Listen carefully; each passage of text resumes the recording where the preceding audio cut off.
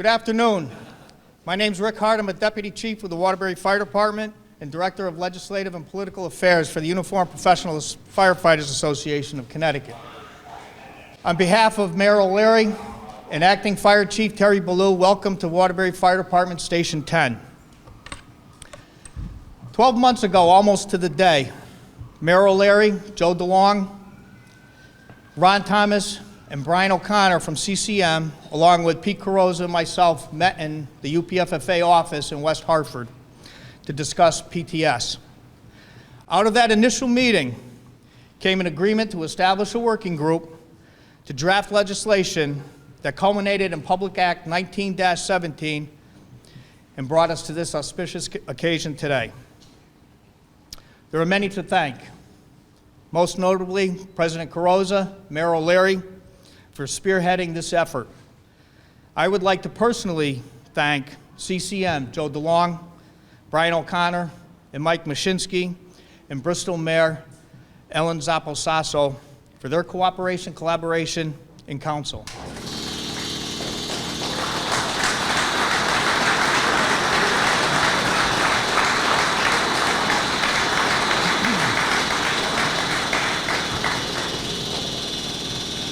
To the leadership of the four caucuses, Speaker Arasimowicz, President Pro Tem Senator Looney, Majority Leader Senator Duff, Majority Leader Ritter, Senate Republican Leader Fasano, Senate Republican Pro Tem Witkos, Deputy Minority Leader Candelora, and Senator Austin. Thank you for your leadership and support, and especially Senator Austin, who never gave up the fight to see this through.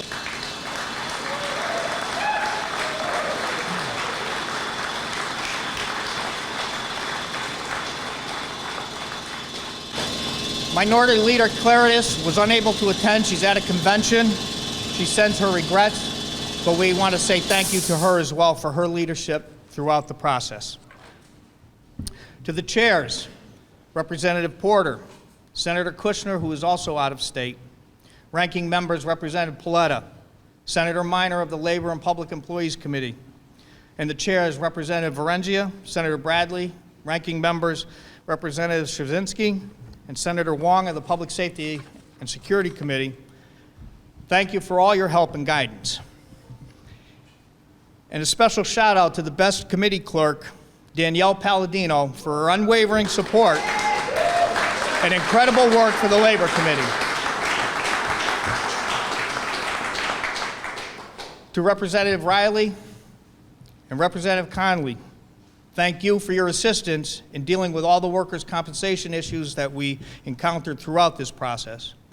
And thank you to all the other legislators that took time out of their schedules to come here today. I would like to thank President Schaeferger and 3rd District Vice President Jay Colbert from the IAFF for making today's event. And also, Attorney General William Tong and Jeff Morissette, the Connecticut State Fire Administrator, for coming today. And to my partners in crime at the Capitol, Brian Anderson from AFSCME, Council 4, Jimmy Paulino, Billy Malitsky, and Ross Gianfrido, thank you for your help. You were instrumental in getting this bill through the legislature. And on a side note, Jimmy and I were having a beer at the Officers Club after a marathon meeting, and he goes to me, you know, this is the hardest bill I've ever had to work. And I looked at him and I said, well, welcome to public safety. And a special note, there's a lady here that only knows too well the issues that we're facing and the reason for this bill and why it's so important. And I'd like to recognize Trish Buchanan. If she's, I thought I saw her.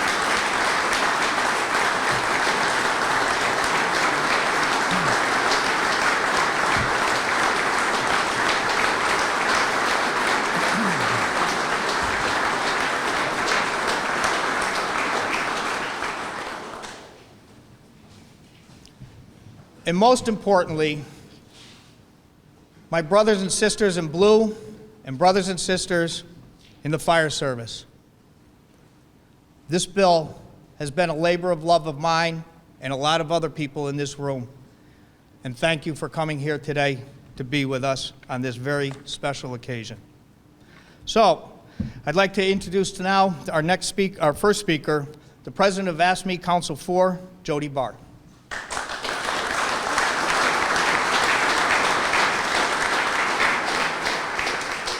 All right, since I'm the first speaker, I will be the quickest. AFSCME Council 4 has been working on this for about 25 years to reinstate it. We're extremely proud of our 41 police departments that will now receive this benefit, and we look forward to working forward. We look forward to moving next year and getting our correction officers, our dispatchers, and our EMTs the same service. Thank you.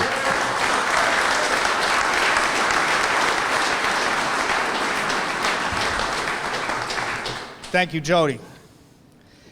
It is now my great pleasure to introduce my good friend, Andrew Matthews, the Executive Director of the Connecticut State Police Union.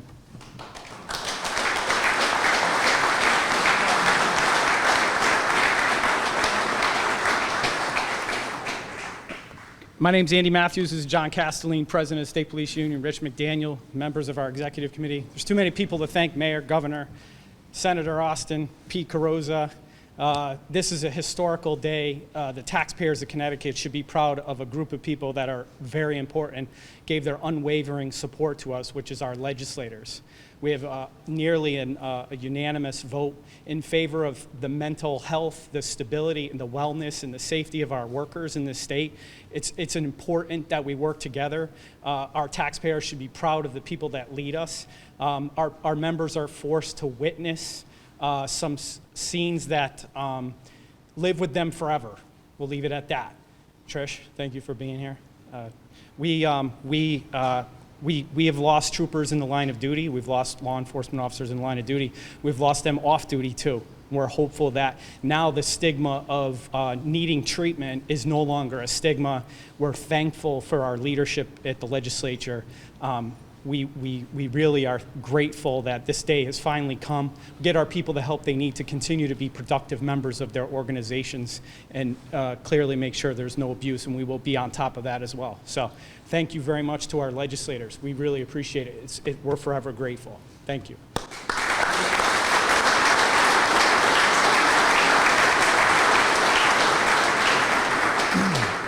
Thank you, Andy.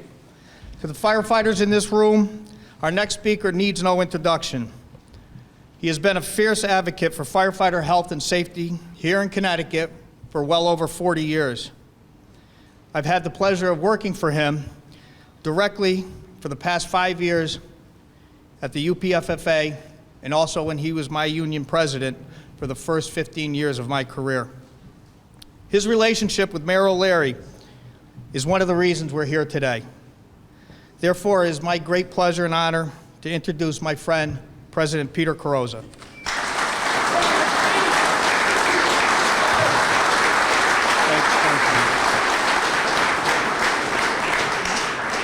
Thank you very much, and it's great. This is outstanding. This is an outstanding crowd. We did not expect this. We encouraged our members throughout the state, our elected officials, to all be here, and I know there's not only representation from the House and the Senate here, but local mayors are here from across the state of Connecticut. Thank you very much.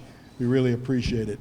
Let me just, and anytime you start naming names, you know, you kind of miss someone. So let me just ask our state senators that are here and our state representatives who are here, if you would just stand up, because it was because of you and your leadership in both the House and the Senate, on both sides of the aisle. That's what made this happen. So if you'd all stand and just...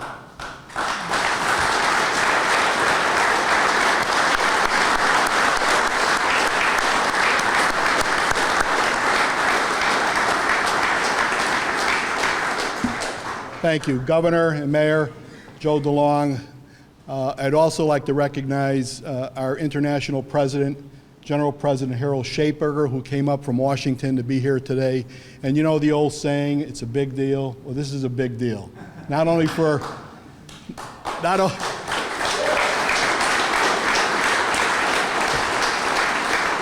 only for firefighters and police officers here in the state of Connecticut, but throughout the United States. So we're very pleased that you're here with us, Mr. General President. Also, our District Vice President, Jay Colbert, came down from Massachusetts. He represents six states in the 3rd District. And Jay, thank you for being here also. We appreciate it. You know, Rick failed to mention a very important person, and that was himself. And, you know, I have never had the opportunity to meet and be with someone who was more conscientious, who really put his heart and soul into this bill. You know, it was a difficult one. We worked on it for a while. We always came up short. And it was our organizations, and I know I could speak for the police here also, that it was a priority for us in this legislative session. And he was, again, he put his heart and soul into this bill. He didn't show up like one day in the session for a photo op. He was there every day, every night, holidays, weekends, and not only in the Capitol, but he worked it outside when they were not in session, meeting with legislators, educating them on the importance of this bill. So I think we've got to recognize the one person, Rick Hart.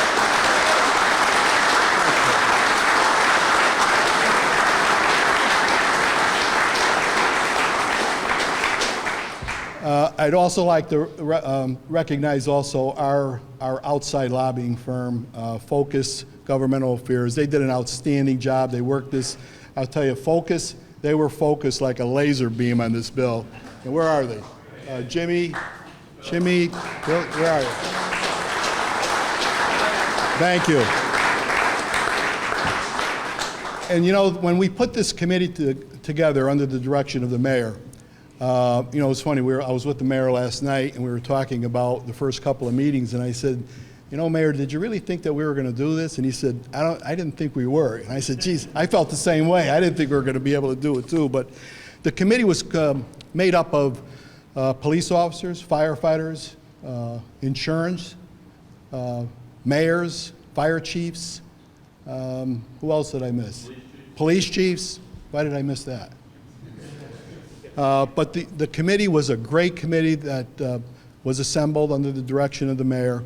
We met right next door here just about all last year, I guess it was, and we came up with an agreement, and we agreed that that was going to be submitted to the legislature. We did a press conference, I believe, in late May, and said we've got an agreement. We think this is going to work. And there were some bumps in the road there along the line, but we were able to work those out. So I just want to thank Mayor O'Leary for his commitment, his leadership on this, because it's really because of the mayor too that, and again, we could name a whole lot of people who were involved with this, but I think the mayor was the lead person. So Mayor, thank you very much. Appreciate it.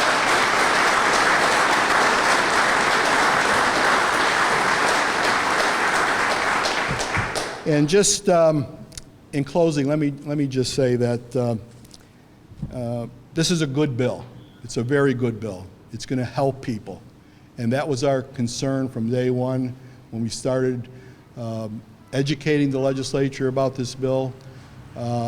It's going to help people, which is very important to us. I know it's very important to all of you, and it's going to help people in the fire and police departments across the state who go out every day and protect the citizens of our great state. So with that being said, we look forward to the governor's signature on this bill, and thanks again for all your support. We appreciate it.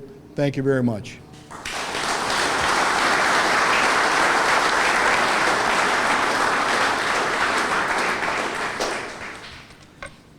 Thanks, Pete. As Executive Director of CCM, Joe DeLong has been an advocate and willing participant for working collaboratively with firefighter and police unions. His leadership has helped forge two remarkable bills just for the firefighters, our Cancer Relief Fund and today's PTS statute. So please join me in welcoming Joe DeLong of CCM.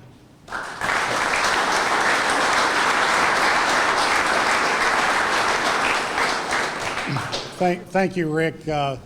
Pete Carrozza called me a couple days ago and he said, Joe, can you say a few words? And I said, no, I've never been able to say just a few words. But I'll do the best that I can, I promise. I want to give some credit to a couple people that haven't been mentioned yet that I think it's important to this day. It was in April of 2015 when I came to Connecticut to start my job as Executive Director of CCM. And literally within a few weeks of starting, I made my first visit to the Capitol in the middle of legislative session. And when I walked into the Capitol and went up into the Rotunda area, I saw our advocacy team, some of which who I didn't know very well yet, in a rotunda full of uniformed firefighters, literally in a shouting match with each other. And it was over the cancer presumption bill, and it occurred to me immediately that day that this just can't be this way. And so at the time, the main proponent of the cancer presumption bill was Representative Michelle Cook. And I'm sure she'll remember, she didn't know me and I didn't know her, and I grabbed her in the hallway walking through, actually one of my lobbyists did, and pulled us aside.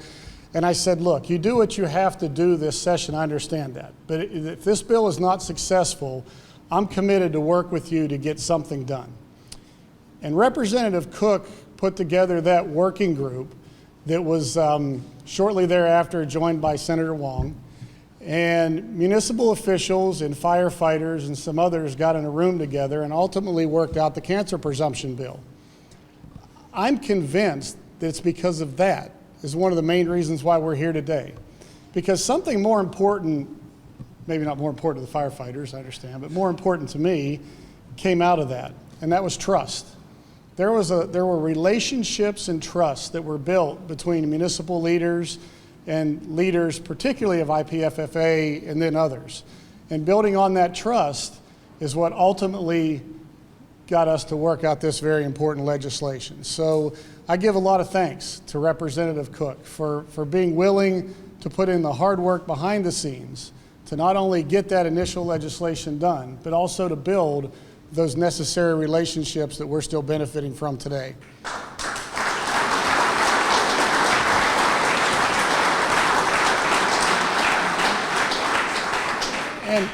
And the other person that I want to recognize, because one of the things that was unique about this was we had in cancer, we had a representative, a legislator who was sort of taking the lead and holding everybody together and putting her finger on us when we got out of line and, you know, doing all those types of things. And there were times she was stern and sometimes she brought people together collaboratively. But when we put together this working group, it was very important that we had somebody else who could take on that role and lead us through this. And that person had to be someone who was vested in making something happen, who had expertise in the issue, but at the same time didn't have a bias toward one side or the other.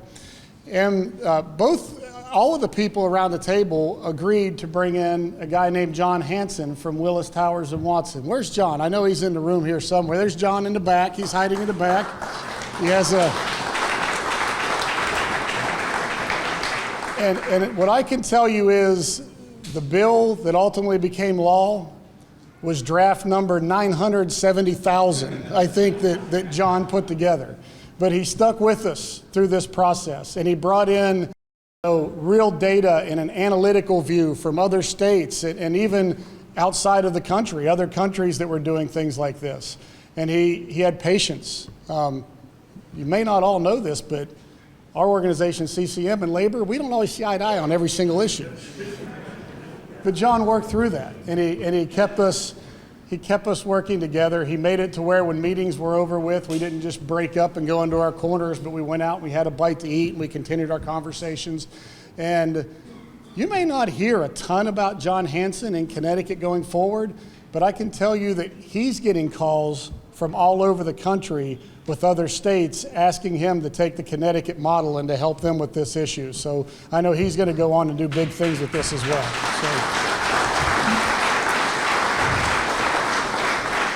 And Pete, that may be a record time for me. Those of you here in the press, you write something nice about Michelle, you write something nice about John Hanson. I don't care what you say about me, it's all been said already, but these folks deserve a lot of credit. And I want to thank all of you who were part of this working group and part of this process, who I think we all realize that we get a whole lot more done when we work together than when we get in our own corners. So thank you. Thank you for having me here today.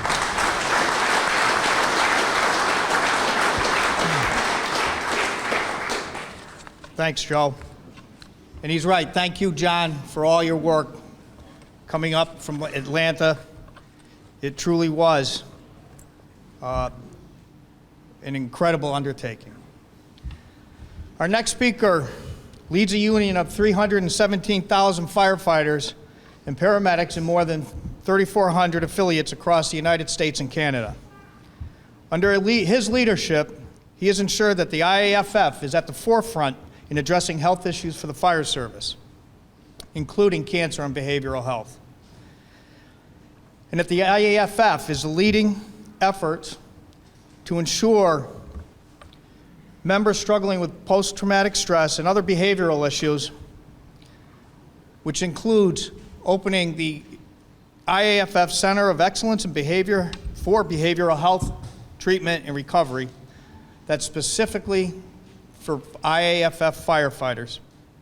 By him taking time out of his incredibly busy schedule to be here for this bill signing, again reaffirms his commitment to those 317,000 firefighters and paramedics for firefighter mental health.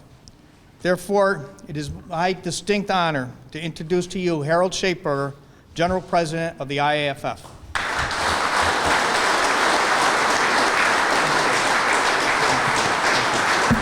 Thanks, Rick. And I have the same affliction of when people expect me to say a few words. And so I will try also. Now, let me, instead of attempting to thank everybody who has such an incredible role in this incredible moment, let me, on behalf of our 317,000 members, our International Vice President, Jay Colbert, my dear friend, brother, for over 4 decades, Pete Carosa and Lou D'Amici, and Rick, the work that you've done. All I can say is how proud I am of all of you that represent the men and women that are in service to our communities every single day. And Governor, when you place your signature on this legislation to then once again make it the law of the land and to have Connecticut recognize that the challenges of mental and emotional and post-traumatic stress is an occupational injury. And it's just as much an occupational injury as I said this morning at the station, as somebody blowing out a leg. And these Connecticut's finest and bravest who put themselves on the line every single day, responding under some of the most trying conditions, and facing some of the most challenging issues that oftentimes brings with it an internal and quiet and silent injury. This recognition and this legislation is hopefully going to make the statement that this state and its citizens and all the elected officials are showing an appreciation and a recognition of the service and work that you all do. Post-traumatic stress isn't just a term. And I can say on behalf of our union and our 317,000 members that this was an issue that we ignored for far too long. This is an issue where for too many generations, someone who might have an emotional, mental, or behavioral health issue may have been thought to be weak, couldn't take it. Suck it up and do your job, or maybe you're on the wrong job.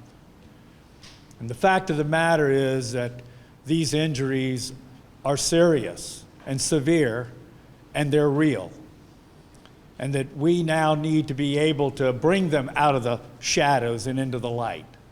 We need to be able to embrace and create a path so that those that are experiencing these terrible circumstances and incidents feel comfortable and confident that they have a path to be able to step forward and receive the kind of care and treatment that they're entitled to and that they've earned.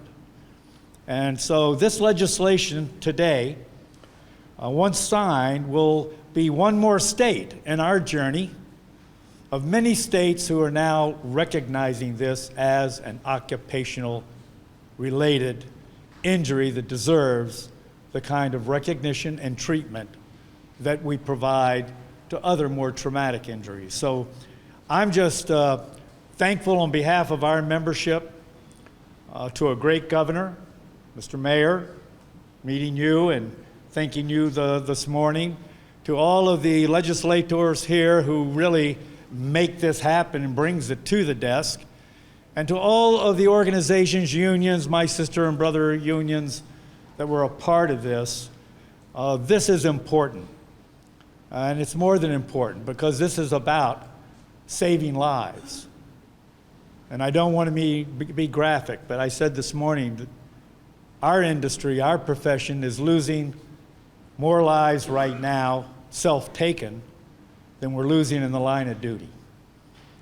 And so we need to make sure that we are embracing it and providing it the kind of support and coverage, the benefits and the workman's comp entitlements that those my brothers and sisters in blue, and certainly those on our line, have earned. So thank you all for what you've done, particularly those that had your hands on this, voted on this, and now are about to sign it. Thank you.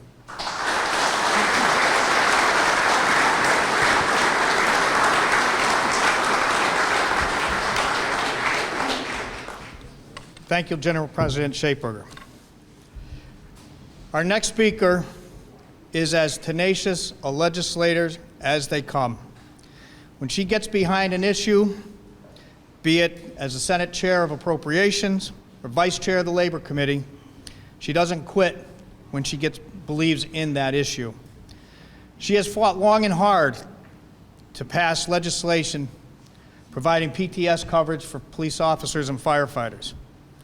As a former Army sergeant and serving 21 years at the Department of Corrections, she knows only too well the issue of PTS. So it is with great pleasure that I introduce to you Senator Kathy Austin.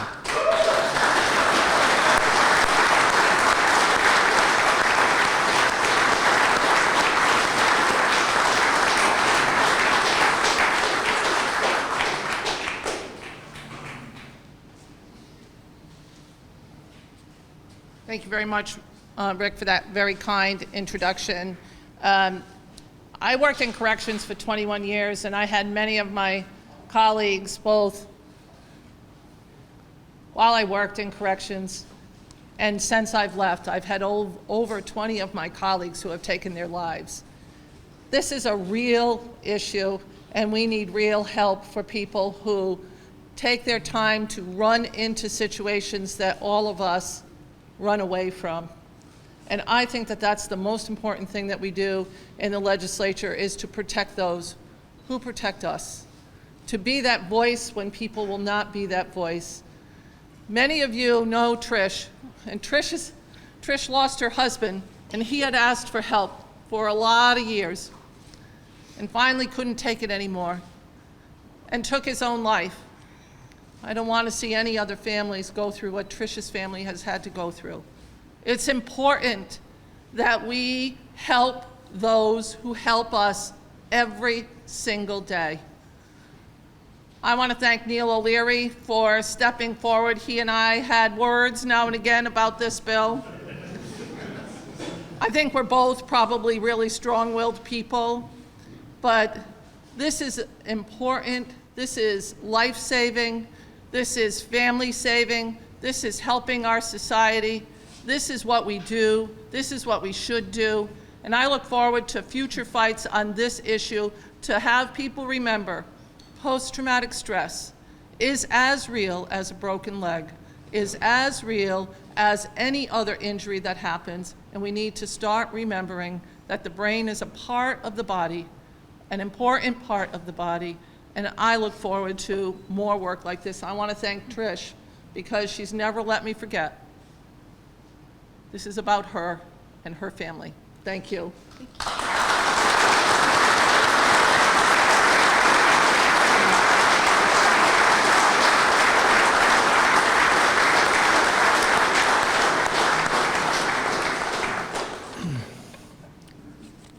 Thank you, Senator Austin.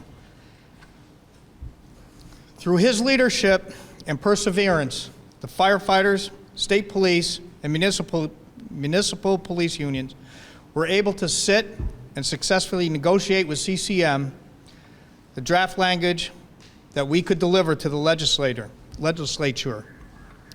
And we did. His dedication to the task was unparalleled. His commitment to us, the police and fire union, was unwavering. We struck a deal, we stood by the deal, and we have Mayor Neil O'Leary to thank for this.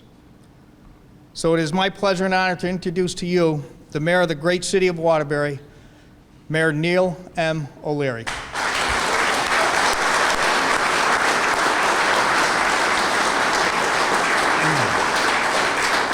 Hi, everyone. So many of you don't know, but I actually grew up in this firehouse. My father worked here for 35 years, and I was up and down that pole probably 200 times. 5 brothers and sisters. We used to come here almost every day around 5 o'clock because firemen know how to cook so well. My mom said, "Oh, it's too hot to cook. Let's go see Dad at the firehouse, because they always have leftovers." Anyways, it was a great experience being the son of a Waterbury firefighter, and it's a great experience standing here with all of you today. I am very grateful to all the leadership that has taken the time out of your summer schedule to be here today. I really am eternally grateful. I do believe that Peter Carrozza probably had as much to do with this as anyone, as it was Peter who called me up to his office in, where's that, Wethersfield, or wherever we were, West Hartford. And Peter's brother, Tom, as a police officer with me, actually broke me in. And his brother, Patrick, was one of my bosses. Then Tommy became the big boss, and we had a lot of fun together and worked hard together. Tom was the president of the police union. Peter was president of the fire union. And that's where all that heart and hypertension came from. That's what former Mayor Bergen used to say, God rest his soul. It's an honor to be here with all of you. I do want to take a moment to recognize Senator Kathy Austin. We did have a few clashes here and there. Kathy is a lot like me. I love to fight, by the way. I love to argue. I think you learn a lot from arguing, and as long as you learn after the argument that the argument needs to end. And I'm honored to be here with you today, Kathy, and I want to tell you I've learned an awful lot from you and your passion for this bill, and it was an eye-opening experience for sure, and I'm grateful. I also want to take a moment to make sure we thank our Republican friends who are here with us here today. Meetings with Kevin Witkos and Senator Minor, in addition, of course, to all of the Democratic reps who worked on this. I know Michelle's been mentioned. There's been many, many others. It's a bill that had to happen. It's a bill, I think, that is written, and a bill that has been mentioned as already being viewed as a starting point, and in some cases an ending point in states across the country. I think it addresses the issues that are most important to all of us. Is it perfect? Probably not. Will it need work? Probably yes. Others need to be included on it. I think we all recognize that, but it's a great starting place. And I'm really, really grateful, not only as the president of CCM, but also as the mayor, because I stood by on the sidelines. I wasn't involved in the cancer bill, but I watched and learned from that, and I agree with Joe DeLong. I think that opened the door for other communications, trust, relationship building. And I've got to tell you, I enjoy working very closely with both caucuses and the leadership of both caucuses. And the fact that the leadership is here today speaks volumes of their commitment to public safety, police officers, firefighters, and all the others that serve as well. So I'm honored again to be here with you all today, and I'm very grateful. And I can tell you that after this, there's a little party at Drescher's right down the street, and you're all very much welcome to join us there. And I would also take a moment now to introduce our next speaker. So Governor Lamont, during his campaign for governor, was a frequent visitor to Waterbury, and we had several conversations about PTSD, or I like to call it PTSI, and I was trained by a firefighter, I think, out of East Hartford, post-traumatic stress injury, and learning a lot from that individual, and talking to then campaigning Ned Lamont about things like this and things that are important to all of us in public safety, all of us who serve, all of us who recognize the impacts of public safety on family members and our children. And many of you know, many of our children choose to go into these professions because they admire the work that their parents are doing and their grandparents are doing. And the governor had a passion for this and an ear for this. And I really sincerely mean that.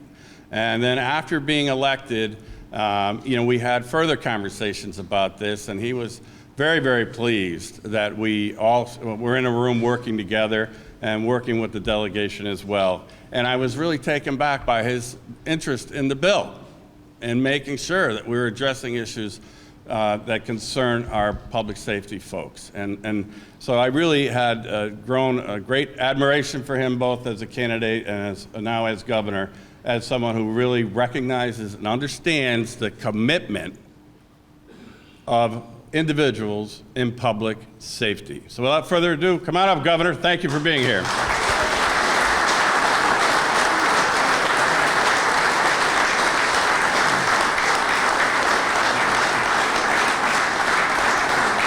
Thank you, Neil.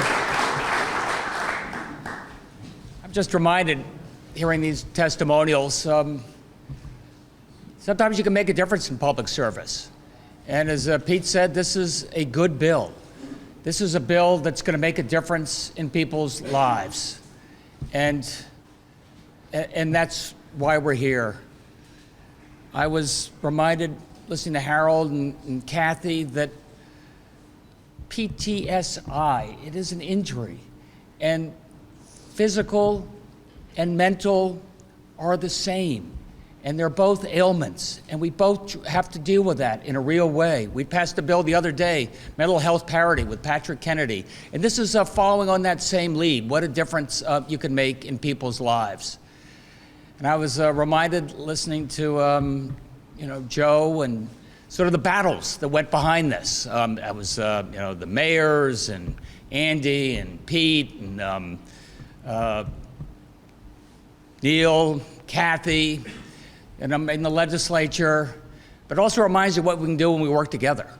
And Joe, you mentioned the word trust, and sometimes you give a little to get a lot, and I think that's what we did today. And I wish we had done this some time ago. We're here remembering Trish's husband. I was told about Tommy Byrne. It would have been his birthday here today. Sandy Hook seems like yesterday. And we learn from these things. We roll up our sleeves, we get together, and we're a much stronger state when we work together. And this bill reminds us why we show up every day and work with trust and make a difference in people's lives. So with that, let's sign the bill.